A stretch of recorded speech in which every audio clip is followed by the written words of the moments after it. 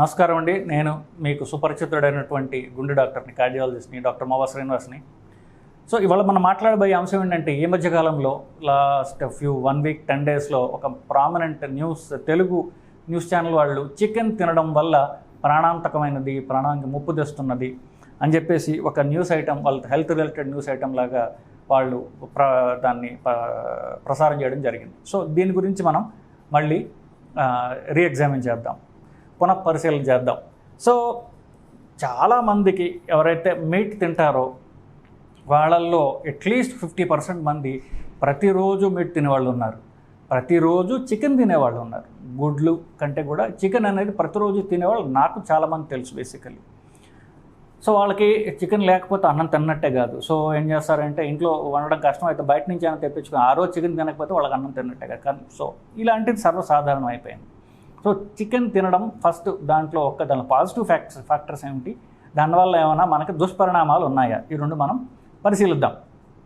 ఒకటి, చికెన్లో ఉన్నటువంటి మీట్ ఏదైతే ఉందో, చికెన్ బ్రెస్ట్ మీట్ ఏదైతే ఉందో అది హై క్వాలిటీ ప్రోటీన్. దానిలో ప్రోటీన్ కంటెంట్, ఇప్పుడు మీరు చికెన్ పక్కన పెట్టండి, ఇంకొక పక్క ప్రోటీన్ ఉన్నటువంటి వెజిటేరియన్ ఫుడ్స్ తీసుకోండి, ప్రోటీన్ కంటెంట్ తీసుకుంటే మీరు వెయిట్ అంటే 100 గ్రాముల చికెన్లో ఎంత ప్రోటీన్ ఉంటుంది, 100 గ్రాములు వెజిటేరియన్ సోర్స్, శనగలు, పెసలు, మినువులు, ఇట్లాంటి వాటిల్లో ఇంకా సోయా, ఇట్లాంటి వాటి కంపేర్ చేసి చూసుకుంటాగా 100 గ్రాముల సబ్స్టెన్స్లో దీనిలో ఎంత ప్రోటీన్ ఉంది అని మీరు కంపేర్ చేసి చూసుకుంటే గ్రామ్ పర్ గ్రామ్ మీట్లో ప్రోటీన్ కంటెంట్ ఎక్కువ ఉంటుంది. అదే వెజిటేరియన్ సోర్సెస్లో ఏముంటుందంటే ప్రోటీన్ ఉంటుంది, దాంట్లో కార్బ్స్ ఉంటాయి, కానీ ప్రోటీన్ మిగతా వెజిటేరియన్ సోర్సెస్ కంటే కాస్త అధికంగా ఉండవచ్చు కాక, బట్ నాన్ వెజిటేరియన్ వాటితో కంపేర్ చేస్తే దీంట్లో మీరు తక్కువ ఉండడం వల్ల మీరు ఎక్కువ కంటెంట్ తినాలి. చికెన్ ఒక పీస్ తినే బదులు మీరు ఒక గ్లాస్ శనగలు తినొచ్చు, ఒక గ్లాస్ వేసినకాయలు, పల్లీలు తినాల్సిన అవసరం రావచ్చు. ప్రోటీన్ లేదు అంటారులే, బట్ క్వాంటిటీ అనేది తక్కువ ఉంటుంది. సో ఇది హై క్వాలిటీ ప్రోటీన్ దీనిలో ఉంటుంది. దీనిలో మనకి ఆర్గ్యుమెంట్ లేదు. నెక్స్ట్, ఇది వైట్ మీట్ అంటే ఏమిటి, గుడ్లు, చికెన్, ఫిష్, ఈ 3 వైట్ మీట్ అంటాం. వైట్ మీట్ తినడం ద్వారా బ్యాడ్ కొలెస్ట్రాల్ పెరగదు, LDL పెరగదు. ఫిష్ తినడం ద్వారా ఇన్ఫ్యాక్ట్ గుడ్ కొలెస్ట్రాల్ కూడా పెరుగుతుంది, దానిలో HDL కూడా పెరుగుతుంది, తద్వారా హార్ట్ అటాక్ రిస్క్ తగ్గుతుంది. గుడ్డు తినడం కూడా LDL పెరగదు. సో గుడ్డు ఇంక్లూడింగ్ పసుపు, దానిలో అటువంటి పసుపు సొన, ఇది సేఫ్. ఇది పార్ట్ ఆఫ్ వైట్ మీట్ కాబట్టి ఇది మీకు సేఫ్. దీనివల్ల మీకు కొలెస్ట్రాల్ పెరగడం, హార్ట్ అటాక్ రావడం జరగదు. ఇది ప్లస్ పాయింట్స్. ఇన్ఫ్యాక్ట్ స్విగ్గీ అనేటటువంటి పాపులర్ ఫుడ్ డిస్ట్రిబ్యూషన్ బ్రాండ్ ఏదైతే ఉందో, ఇప్పుడు రకరకాలు వచ్చాయనుకోండి, బట్ స్విగ్గీ డేటా ప్రకారం తీసుకుంటే వాళ్ళ అందరూ ఎక్కువగా ఆర్డర్ చేసేటటువంటి డిష్ ఏంటంటే చికెన్ బిర్యానీ. సో వాళ్ళు వచ్చే ఆర్డర్స్లో చూసుకుంటే 100 ఆర్డర్స్లో 80% మంది చికెన్ బిర్యానీయే కోరుకుంటారు. సో ఇది చికెన్ అనేది పాపులర్ ఫుడ్. అది తినడం వల్ల ఇప్పుడు మనకు నష్టం జరుగుతోందా అనేటటువంటిది ప్రస్తుత అంశం. ఎందుకంటే అంత పాపులర్గా ప్రతిరోజు తినే వాళ్ళకి నష్టం జరుగుతోందా. చికెన్ తినడం వల్ల వచ్చేటువంటి మంచి ఎఫెక్ట్స్ ఏవవుతుంది ఇప్పుడు దాకా మీకు చెప్పాను. ఇప్పుడు చికెన్లో 2 రకాలు ఉంటాయి. ఎక్కువ శాతం చికెన్ మామూలుగా అది కంట్రీ చికెన్ కాదు, నాటుకోడి కాదు, అదంతా బ్రాయిలర్ చికెన్, కోళ్ళ ఫార్మ్స్లో అవి పెంచబడినటువంటి కోళ్ళు అవన్నీ. సో దీని గురించి మాట్లాడదు. కంట్రీ చికెన్ ఎక్కువ దొరకదు, నాటుకోళ్ళు అందరూ తినే అవకాశం అందరికి ఉండదు. సో ఈ బ్రాయిలర్ కోళ్ళు ఏవైతే ఉన్నాయో ఇవి ఆర్టిఫిషియల్ సర్కమ్స్టాన్సెస్లో పెంచబడినటువంటి కోళ్ళు. ఇవే పాపులర్గా అంటే అంతకంటే వేరే మార్గం లేదు. మీరు ఇంత చికెన్ అవసరం, ఇంత డిమాండ్ ఉన్నప్పుడు అన్ని కంట్రీ చికెన్ ప్రొడ్యూస్ చేయడం అనేది ప్రాక్టికల్ కాదు. So you have to grow them in కోళ్ళ ఫామ్లో చికెన్తో నాటుకోడే తింటానంటే సిటీల్లో అది జరిగే పని కాదు. మీరు పల్లెటూళ్ళు కలిసి తినొచ్చు కాక, సిటీల్లో ఉంటూ నీకు నాటుకోడి కావాలంటే కామన్గా దొరికేటటువంటి అంశం కాదు. సో బ్రాయిలర్ కోళ్ళ గురించి మాట్లాడుతుంది, ఎందుకంటే అది కామనెస్ట్ అవైలబుల్. బ్రాయిలర్ కోళ్ళు ఆర్టిఫిషియల్గా మనం పెంచుతున్నాం కాబట్టి వాటికి కొన్ని రకాల యాంటీబయాటిక్స్, అంటే వాటి జబ్బులు పడకుండా అది పెరగాలి కాబట్టి దాని హెల్త్ కోసం కొన్ని యాంటీబయాటిక్స్ ఇవ్వడం జరుగుతుంది. ఫాస్ట్గా పెరుగుతుంది కాబట్టి కమర్షియల్ రీజన్స్ కోసం ఫాస్ట్గా పెరిగితే ఫాస్ట్గా మనం దాన్ని అమ్మడానికి ఏం చేస్తారంటే కొన్ని రకాలైనటువంటి హార్మోన్ ఇంజెక్షన్స్ ఇస్తారు. ఈ 2 వాటికి ఇచ్చేటటువంటి మందులు, ఒకటి యాంటీబయాటిక్స్, 2 హార్మోన్స్. కానీ మన భారతదేశంలో యాంటీబయాటిక్స్ ఇవ్వడం జరుగుతుంటుంది కానీ హార్మోన్స్ ఇవ్వడం అనేది అంత ఈజీగా జరగదు. అందువల్ల అవి కాస్ట్లీ, సో వాటిని కామన్గా కోళ్ళ ఫారాల్లో మేనేజ్ చేసే వాళ్ళు హార్మోన్స్ ఇవ్వడం అనేది జరగదు. అందువల్ల కొంచెం కాస్ట్లీ. అమెరికాలో కామన్. ఇండియాలో ఒకే ఒక నైట్రోఫ్యూరంటాన్ అనేటటువంటి యాంటీబయాటిక్ ఒకసారి లేదా మ్యాక్సిమం 2 సార్లు ఇవ్వడం జరుగుతుంది వీటికి, కోళ్ళ పెంచే ఫామ్స్లో. అది నైట్రోఫ్యూరంటాయిన్ అనేటటువంటి యాంటీబయాటిక్ మాత్రమే ఇస్తుంటారు. సో ఇప్పుడు ఈ హార్మోన్స్ ఇవ్వబడిన లేదా యాంటీబయాటిక్ ఇవ్వబడిన కోడి మాంసం కనుక మనం కన్జ్యూమ్ చేసినట్లయితే దాని శరీరంలో ఉన్నటువంటి యాంటీబయాటిక్స్ కానివ్వండి, హార్మోన్స్ కానివ్వండి, తిన్నటువంటి మనిషికి వచ్చే అవకాశం ఉన్నది. సో ఇది కదా మేజర్ థింగ్. దీనివల్ల జబ్బులు వచ్చే అవకాశం ఉన్నది. మూడోది ఏమిటి, ఆ కోడిని చంపిన తర్వాత దాని మాంసం వీళ్ళు ట్రాన్స్పోర్ట్ చేసి దాన్ని వీళ్ళు వండే మధ్యలో ఇది ఎక్కడన్నా సరే క్రిములని దాన్ని తీసుకోవచ్చు. కోడిలోనే ఉండొచ్చు. కోడిలో ఉండే యాంటీబయాటిక్స్ చంపేస్తాయి అనుకోండి, వాళ్ళ ప్యాకేజింగ్ టైంలో వాటిల్లో అక్కడెక్కడ పడేయటం, ఇవి ఈ కోళ్ళని చంపడం అంత క్లీన్ సర్కమ్స్టాన్సెస్లో, క్లీన్ సరౌండింగ్స్లో చంపరు కాబట్టి ఆ మాధ్యమంలో ఇవి కొన్ని క్రిములు దానికి సోకే అవకాశం ఉన్నది. ఇవన్నిటినీ తిన్న వాళ్ళకి రావచ్చు, హార్మోన్లు రావచ్చు, యాంటీబయాటిక్స్ వాళ్ళ శరీరం రావచ్చు, క్రిములని వాళ్ళకి తినే అవకాశం ఉంది. ఈ 3 తినడం ద్వారా కోడి మాంసం తిన్న వాళ్ళకి ఈ జబ్బులు వస్తాయి.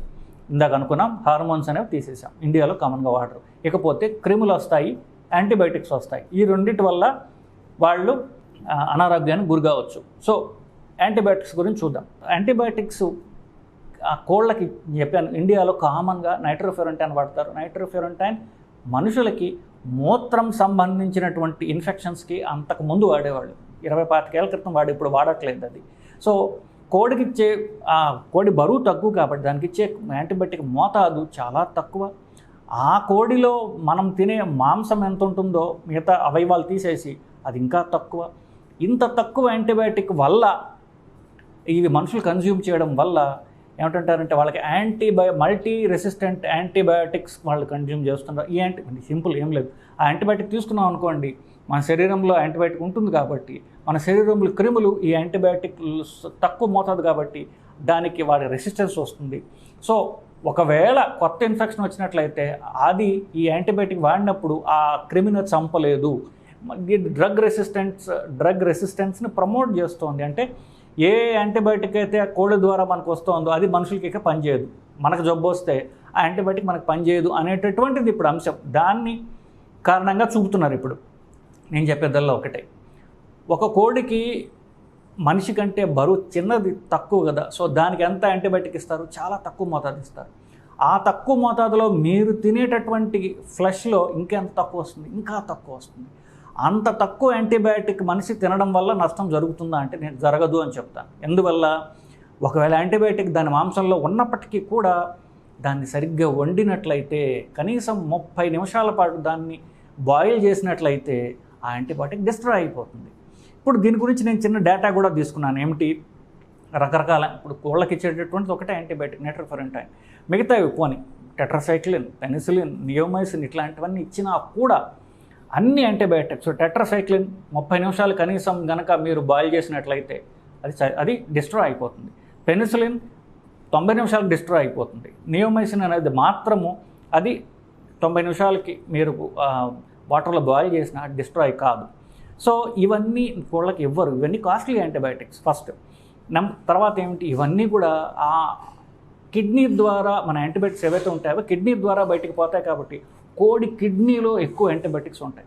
సో కోడి ఫ్లష్ తినే వాళ్ళకి అంత రిస్క్ ఉండదు. కోడి కిడ్నీలు కానీ ఏదైనా సరే కిడ్నీలు తినే వాళ్ళకి ఏమవుతుందంటే ఈ మందులన్నీ కిడ్నీలు అక్యుములేట్ అయి ఉంటాయి కాబట్టి కిడ్నీలు తినే వాళ్ళకి రిస్క్ ఉంటుంది తప్ప కోడి ఫ్లష్ సరిగ్గా వండబడినటువంటి కోడి ఫ్లష్ అంటే మీరు ఇంట్లో వండుకుంటే కనీసం 30 నిమిషాల పాటు దాన్ని కనుక మీరు బాయిల్ చేసినట్లయితే ఒకవేళ దాని యాంటీబయాటిక్స్ ఉన్నా మధ్యలో అది ఎక్కడన్నా క్రిములను పట్టుకున్నా కూడా ఆ క్రిములన్నీ కూడా డిస్ట్రాయ్ చేయబడతాయి. సో రోజు చికెన్ తినే వాళ్ళకి సరిగ్గా వండబడినటువంటి మీరు మీట్ కన్జ్యూమ్ చేస్తే మీకు ఎలాంటి రిస్క్ లేదు. సో దానికి ఏమిటి బెంచ్ మార్కు, కనీసం 30 నిమిషాల పాటు దాన్ని వేయించడమో లేకపోతే దాన్ని బాయిల్ చేయడమో కనుక జరిగినట్లయితే మీకు ఎలాంటి రిస్క్ లేదు. సో ఇప్పుడు కొంతమంది ప్రయాణాలకు వెళ్ళి ఫుడ్ పాయిజనింగ్ వస్తుందంటారు. సడన్గా ఈ హోటల్కి వెళ్ళాను అది నా విరోచనాలు పట్టుకున్నాయి. ఇవి ఎక్కడ వస్తాయంటే సరిగ్గా వండబడినటువంటి మీరు మాంసం తిన్నట్లయితే లేదా వండి ఎక్కువసేపు ఫ్రిడ్జ్లో పెట్టేసినటువంటి నిజంగా చెప్పాలంటే కొంచెం క్రూడ్ పదం వాడాలంటే పాచిపోయినటువంటి, ఎక్కువసేపు అది ప్రిజర్వ్ చేయబడినటువంటి మాంసం తిన్నట్లయితే దాని మీద క్రిములు వచ్చి అవి పొట్లకు పోతాయి. కానీ ఫ్రెష్ సరిగ్గా వండబడిన వేడి మాంసం తినట్లయితే కనుక మీకు ఆ రిస్క్ ఉండదు. So chicken if cooked well మీకు అలాంటి రిస్క్ లేదండి. సో ఇలాంటి అంటారంటే సరిగ్గా ఇన్ఫార్మ్డ్ కానటువంటి న్యూస్ ఐటమ్స్ తోటి మీరు భయపడాల్సినట్టు అవసరం లేదు. సో ఓన్లీ థింగ్ ఈజ్ అది ఒకవేళ ఉన్న వేడిగా ఉందో లేదో చూసుకోండి, లేకపోతే మళ్ళీ హీట్ చేయండి, కనీసం 30 నిమిషాల పాటు దాన్ని హీట్ చేయండి. మీకు అప్పుడు ఈ డ్రగ్ రెసిస్టెంట్ ఆర్గానిజమ్స్ కానివ్వండి, యాంటీబయాటిక్స్ కానివ్వండి మీకు అంటే వచ్చినా కాదు మీకు రావు, దానిలో ఆ మాంసంలో ఉన్నా అవి డిస్ట్రాయ్ చేయబడతాయి. సో ఎలాంటి భయము లేదండి. So hope this information is clear. ఇది మీకు కన్ఫ్యూజన్ లేకుండా నేను మీ కాన్సెప్ట్ ఇచ్చానని నేను ఊహిస్తున్నానండి. నమస్కారం.